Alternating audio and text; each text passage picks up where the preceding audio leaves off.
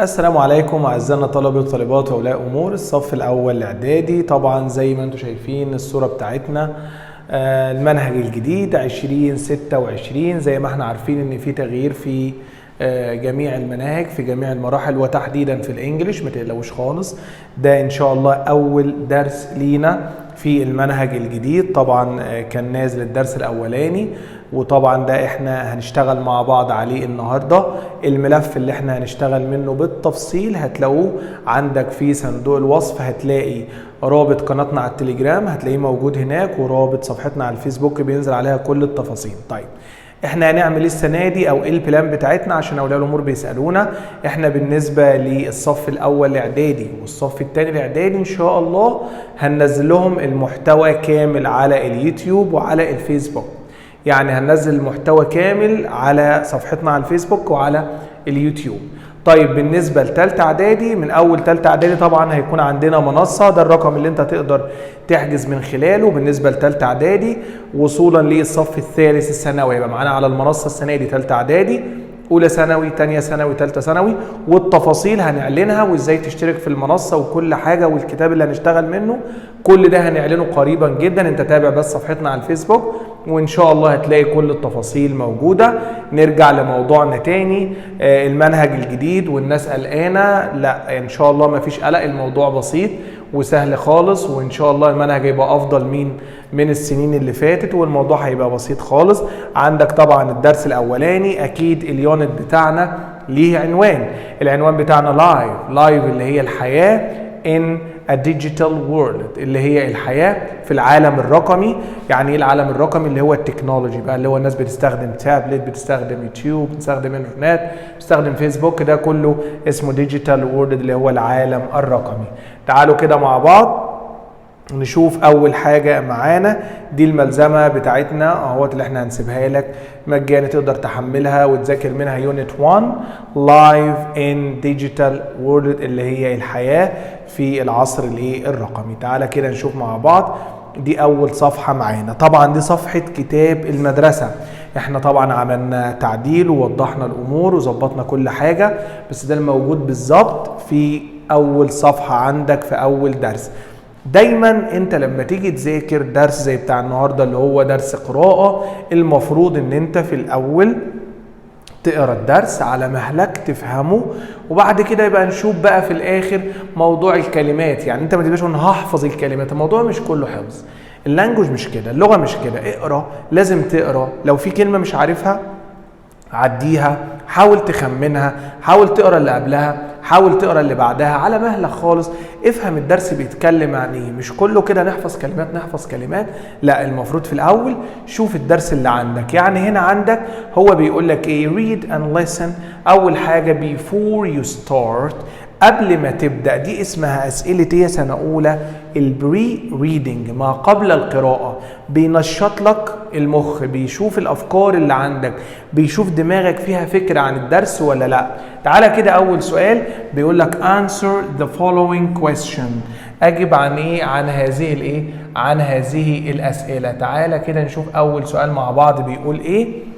What technology do you use every day؟ خلي بالك هنا الجملة دي زمانها مضارع بسيط، واحنا عندنا في اول درس البريزنت سيمبل المضارع البسيط. طيب ايه التكنولوجي اللي انت بتستخدمها every day؟ ايه التكنولوجي اللي انت بتستخدمها كل يوم؟ الحاجة اللي انت بتستخدمها تعتبر تكنولوجي. ايوه، لازم ترد. ايه بتستخدم؟ ايه التليفون بتاعك؟ تمام، يبقى I use my phone، my smartphone، my mobile phone، a mobile phone. ده technology. I use tablet، I use laptop، كل ده يعتبر technology. تمام. What do you usually do on your phone؟ هجيبها لك اهو. بتعمل ايه على التليفون or tablet during the day؟ اثناء اليوم بتعمل ايه على التليفون او على التابلت بتاعك؟ ممكن نقول مثلا I play games، معظمنا كده. I watch videos، أنا بشاهد إيه؟ بشاهد فيديوهات. ده الحاجات اللي إحنا إيه ممكن نعملها. أي إجابة مش مشكلة، إحنا المهم إن إحنا إيه بننشط لك الأفكار بتاعتك. Do you think you can live without digital device. why. أجهزة إلكترونية هل احنا نقدر نعيش من غيرها؟ why ولماذا؟ طبعا في الاول هتقول ولا لا. هل انت شايف ان احنا نقدر نعيش من غيرها؟ ممكن حد يقول لك ممكن حد يقول لا، مفيش مشكلة، بس انت هتقول ليه. فانا ممكن اقول do you think you can live without digital device؟ ممكن اقول yes نقدر نعيش من غيرها. why لماذا؟ because people in the past الناس في الماضي live without using it كانوا عايشين من غيرها قبل التكنولوجي. like my parents my grandparents أجدادنا زمان كانوا عايشين without technology وما حصلش حاجة عادي. حتى نقول لا يا مستر no we can't live مش هنقدر نعيش without technology. أقول لك why؟ تقول لي it make our life إنها جعلت حياتنا easier جعلت حياتنا أسهل حياتنا بقت بسيطة. it helps us to connect to contact to communicate with our friends. نقدر نتواصل مع مين؟ مع الأصدقاء. يبقى دي كده الدخلة بتاعت الدرس على مهلك بريدنج ما قبل القراءة. منهج ممتع حلو خالص، في لانجوج في لغة، تقدر تطلع منه أفكار. اتكلم، هو هنا عايزك تتكلم انجلش. حد يقول لي I use my phone هي دي الإجابة النموذجية؟ لا، الموضوع مش كده. انت تقدر اي اجابة براحتك مفيش اي مشاكل خالص، هو بس هنا بينشط لك الايه البريدنج بتاعك. طيب read and listen to طارق's blog post. دي مدونة الكترونية، مدونة زي يعني منشور مرفوع على الانترنت، كاتبه البطل بتاع الدرس اسمه طارق. why does طارق use the night mode؟ ليه طارق استخدم النايت مود؟ انتوا عارفين كده انت في الموبايل بيبقى فيه لايت مود وفي دارك مود او نايت مود اللي هو بالليل، بنستخدمه بالليل عشان ما يأذيش عينينا، ده اسمه نايت مود. تمام؟ طيب عنوان الدرس الاول ايه يا سنه اولى؟ A day in my digital life. A day in my digital life. يعني ايه a day in my digital life؟ يعني يوم في حياتي الرقميه. يعني الولد طارق ده هيعمل ايه؟ هيتكلم بالتفصيل عن استخدامه للتكنولوجي على مدار اليوم. انت تعمل ايه بقى؟ انت تجيب القلم بتاعك وتحاول تقلد طارق بطريقتك باسلوبك. ممكن تستخدم نفس الافعال بتاع طارق عادي، ممكن تغير الادوات. طارق بيقول موبايل فون، انت ممكن تكون بتستخدم تابلت. طارق ممكن يكون تابلت، انت ممكن تكون لابتوب. ليه؟ لان ممكن يجي بعد كده، مش عايز اقول لك الامتحان والكلام ده واصدعك من دلوقتي، بس انت ما تجيليش بقى في نهايه الترم تقول لي انا مش بعرف اكتب باراجراف. لا، ما انت جرب من دلوقتي، امسك القلم وحاول ان انت تكتب. واحنا الموضوع ده هنعمله السنه دي ان شاء الله. انا هكلفك بموضوع دلوقتي وهقول لك تكتبه لنا وتنزله لنا فين، واحسن موضوع ان شاء الله هيكون ليه جايزه كويسه خالص باذن الله، هنكلمه على الفيسبوك ان شاء الله. هنقول لك دلوقتي ازاي تكتب لنا الموضوع اللي احنا نطلبه منك. تعالى بس هنا نكمل وبعد كده نشوف. Hi everyone. طارق بيقول ازيكم. My name is طارق and I wanted to share my digital day with you. انا عايز اشارك my digital day. حتى انت على الفيسبوك لك يلا نعمل شير، كلمه مشهوره وعارفينها. عايزين نتشارك. هو بيقول انا عايز اشارك يومي معاكم، بس يومي هو يوم الرقمي، يعني استخدامه للتكنولوجيا على مدار اليوم. تعالى. I always start my morning by checking my phone. اول ما ابقى نايم، اول ما اصحى تليفون. checking اهو my phone، اول ما اصحى امسك التليفون بتاعي. I usually عادة have 3 or 4 message. بيبقى التليفون عليه 3 أو 4 رسائل. From school friends، من أصدقاء عندي في المدرسة. أول ما بصحى من النوم أفتح التليفون بيجي لي 3 أو 4 رسائل. Sometimes my cousin from Alexandria sends me funny videos. عندي صديق من اسكندرية هو اكتر واحد بيبعت لي فيديوز فاني مضحكه ومسليه. After breakfast، بعد الفطار اللي بيحصل I often use my tablet to search for news. search for news يعني بدخل أدور على الأخبار، ده بعد الفطار. My favorite app shows me. app اللي هي اختصار application.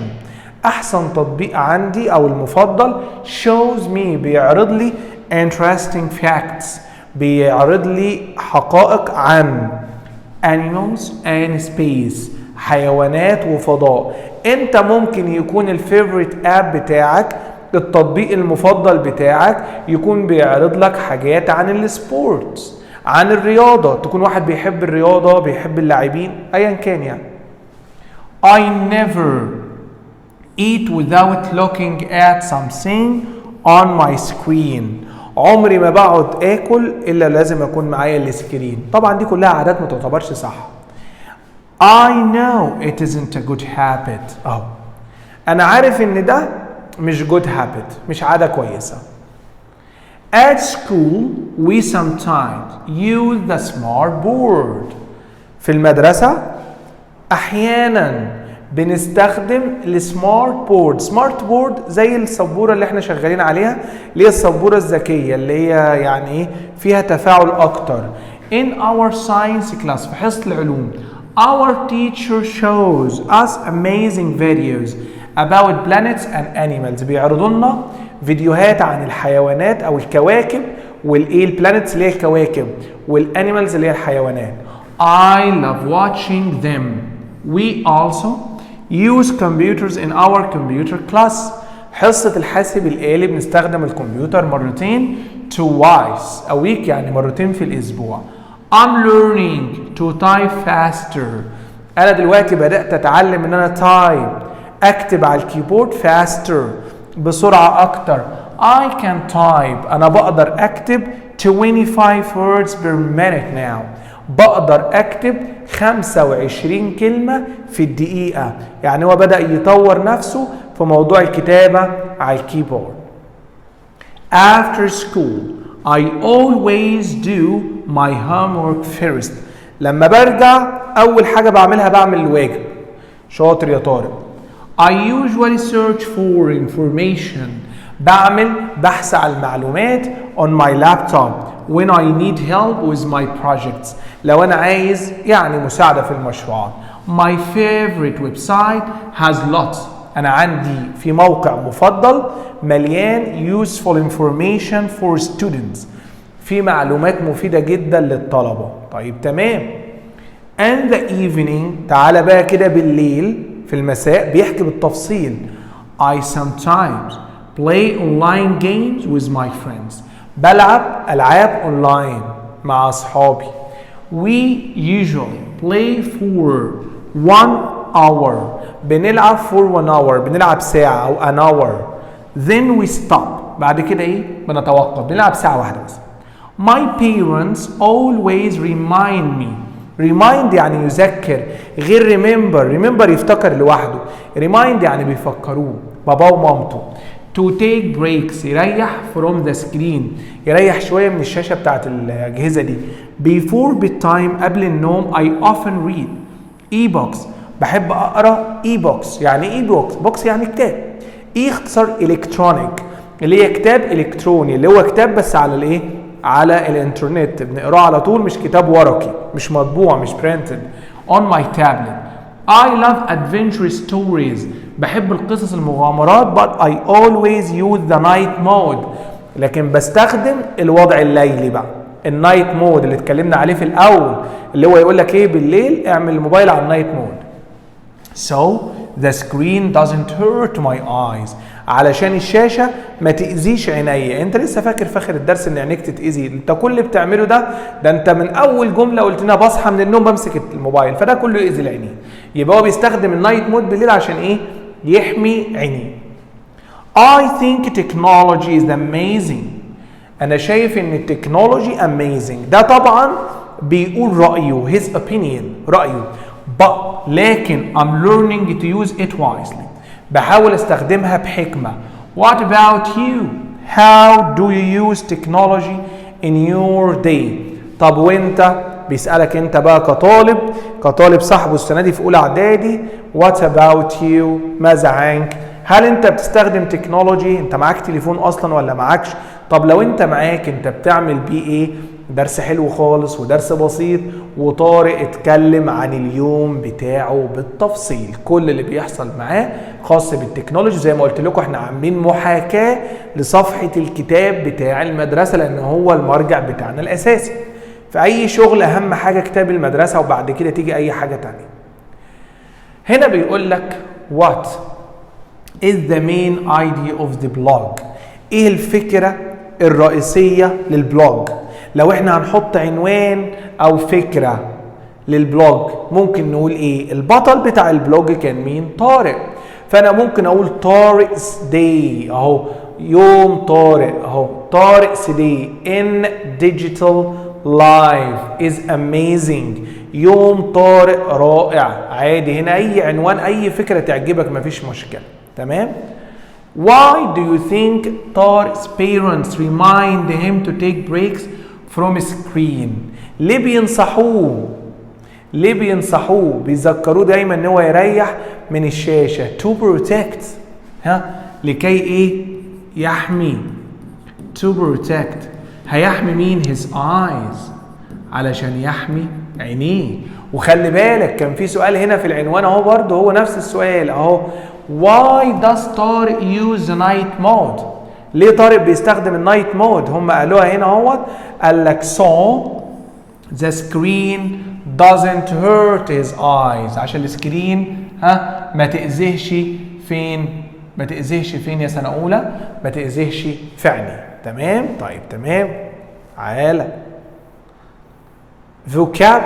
الفوكاب بقى الكلمات اللي احنا هنركز عليها، في كلمات مهمة عاملهم لك. read the text again then in person get the meaning of the words in bold. في كلمات المفروض انها معمولة بولد في النص، احنا المفروض نركز عليها. انا ترجمت النص كله، والكلمات البولد احنا مطلعينها بعد شوية، اللي هي كلمة share، كلمة e-box، كلمة night mode، وهيجوا برضو بعد شوية في الديفينيشنز في التعريفات. طيب بعد كده بيقول لك classify some of the following words in the suitable parts of speech. يعني ايه parts of speech؟ عندنا حاجه اسمها اجزاء الكلام. ايه اجزاء الكلام؟ بيقول لك ان احنا عندنا حاجه اسمها الناون. ناون اللي هو الاسم. يعني ايه اسم؟ يعني ايه ناون؟ يعني ايه اسم؟ a word that names a person، اسماء الاشخاص. things، الاشياء. animal or place، حيوانات او اماكن، ده كله اسمه ناون. يعني ايه verb؟ يعني حاجه بتتعمل. يعني a word that shows an action، حاجه فيها حركه معينه. يعني ايه صفة؟ بتصف الناون سواء انسان او حيوان. a word that describe nouns. تاني يبقى يعني ايه ناون؟ يعني ايه اسم؟ اسم شخص، اسم حيوان، اسم مكان. يعني ايه فعل؟ يعني حاجة احنا بنعملها. يعني ايه صفة؟ يعني حاجة بتصف الاسم. يعني زي لما اقول لك I'm happy، انا سعيد. happy دي بتوصفني انا دلوقتي. I'm sad، انا حزين. sad دي بتوصفني انا. طيب الكلمات دي بقى عايزين نصنفها. يعني ايه؟ كلمة ديجيتال اللي هي معناها رقمي، ديجيتال لايف، حياة رقمية، بيوصفوا الحياة بانها رقمية. يبقى كلمة ديجيتال يا ترى ناون، يا ترى فيرب، يا ترى ادجكتيف؟ اكتب لنا في التعليقات، شوفك فاهم ولا مش فاهم. كلمة ديجيتال رقمي يا ترى اسم ولا فعل ولا صفة؟ طيب انا متهيألي حلتها. سكرين، شاشة. كلمة شاشة هل كلمة شاشة صفة؟ يعني ممكن اقول لك انت شاشة؟ لا طبعا. هل هي فعل، حاجة احنا بنعملها؟ ولا هل هي ناون، اسم؟ اكتب يلا في التعليقات. كلمة اي بوكس، كتاب الكتروني، كتاب بتصفحه، هل دي صفة؟ هل دي فيرب؟ هل دي ناون؟ كلمة نايت مود، الوضع الليلي، ايه يا ترى؟ ايه؟ ناون، فيرب، ادجكتيف؟ سيرش، يبحث، ده اللي حليناها كده. ويب سايت، موقع الكتروني، يا ترى دي ناون، فيرب، ادجكتيف؟ طيب parts of speech، اجزاء الكلام، noun، verb، adjective. احنا مش معدين حاجه في كتاب المدرسه، ودي نقطه مهمه، اهم حاجه. match the words from column A with the suitable meaning of column B. column يعني العمود A بالعمود B. اهم كلمات الجماعه اللي بقى عايزين يحفظوا كلمات، ركز على الكلمات دي جدا جدا، دي بقى اللي بتيجي في الامتحان على طول، اللي هي كلمه digital اللي احنا قلنا معناها ايه digital؟ قلنا رقمي، بعد كده اي بوكس كتاب الكتروني، لابتوب اللي هو اللابتوب المحمول، نايت مود الوضع الليلي، سمارت بورد سبوره ذكيه، ويب سايت موقع الكتروني. طيب تعالى كده نشوف الناحيه الثانيه. A darker screen setting to protect your eyes in low light. بتخلي الشاشه دارك عشان protect your eyes، عشان تحمي عينيك. ده اسمها ايه؟ طبعا ده النايت مود، يبقى دي المفروض رقم 4. A page on the internet that gives information. صفحة بتديك معلومات or lets you do things online، أو تخليك تعمل حاجات أونلاين، طبعا ده الويب سايت. A portable computer، كمبيوتر بيتشال، طبعا ده اللابتوب. Books you can read on a screen instead of on paper. كتب تقراها على الشاشة من غير ورق، قلناها من شوية اللي هي الاي بوكس.